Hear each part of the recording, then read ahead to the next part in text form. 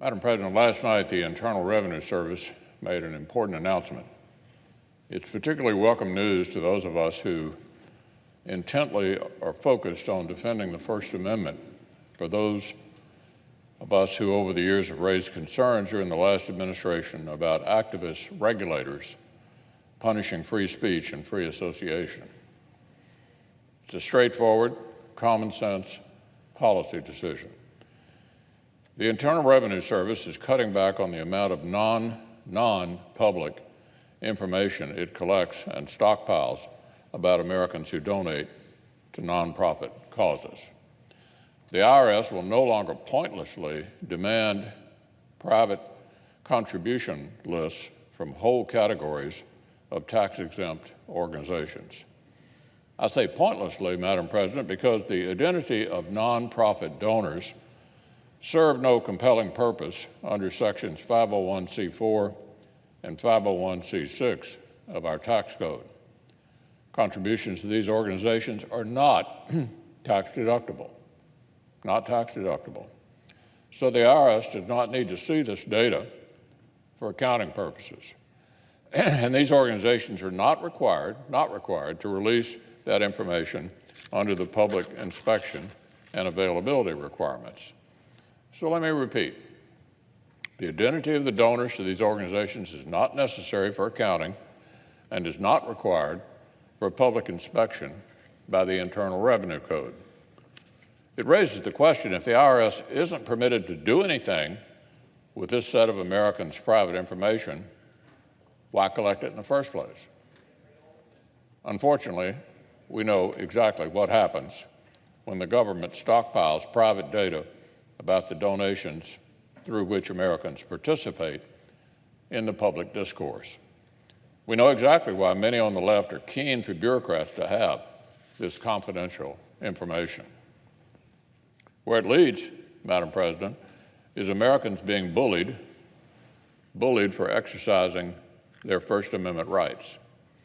This bullying is established by bureaucrats and in some cases by elected officials. Sometimes the government itself does the bullying. Case in point, the Obama administration's IRS scandal. The agency slow-walked the application of groups that appeared conservative, including some of my own constituents. Donors and groups faced unusually aggressive questioning, unreasonable deadlines followed by unreasonable delays. This was federal authorities using the weaponry of government to punish Americans for supporting speech they didn't like. Other times, government simply enables the harassment. It fails to protect this private information from leaking to the army of angry left-wing activists who stand eager to harass and bully anyone who's contributing to national conversations with political views with which they disagree. Back in 2014, the IRS had to settle a lawsuit on this very issue. An IRS worker broke the law and leaked an unredacted copy of a group's confidential tax forms, which wound up in the hands of a liberal organization on the opposite side of the issue. Needless to say, private information about Americans' political speech was quickly weaponized for political purposes. In one case, the CEO of a technology organization was hounded from his job by liberal activists for daring to see this subject differently than they did. Some state governments began demanding their own copies of the information the IRS was gathering. And there were similarly troubling results. In 2012, California, which had promised nonprofits that donor lists would only be seen by the state's Registry of Charitable Trusts, accidentally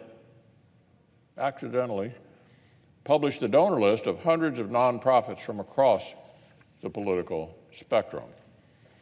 And more states, like New York, have sought to copy California, allowing more activist regulators to access this information. So the pattern is unmistakable. The political movement this particular political movement wants to erase our age-old tradition that citizens should be able to keep their private views and the causes they privately support private.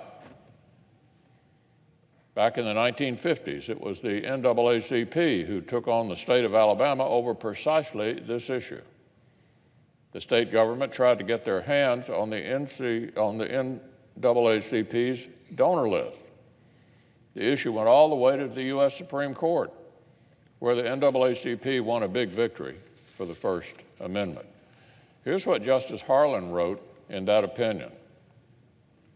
Inviolability of privacy in group association may, in many circumstances, be indispensable to preservation of freedom of association, particularly where a group espouses dissident beliefs. He said that forcing private organizations to disclose their donors was not so different from forcing people with certain views to wear armbands or other clothing, advertising their beliefs to the world.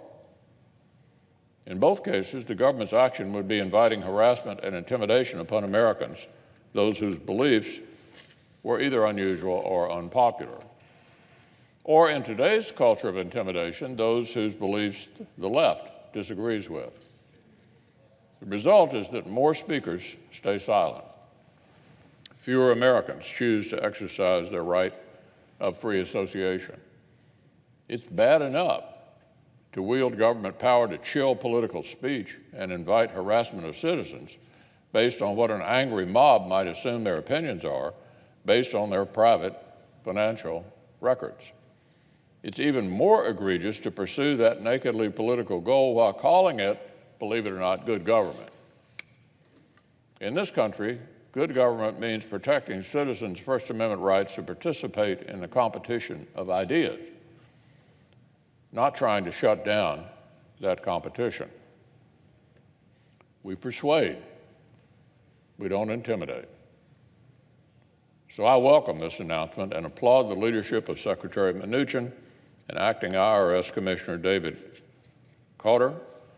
I'm glad that this step will make the right of Americans to freely advocate for their strongly held beliefs less vulnerable to the malice of some in government and to the proven failures of bureaucracies.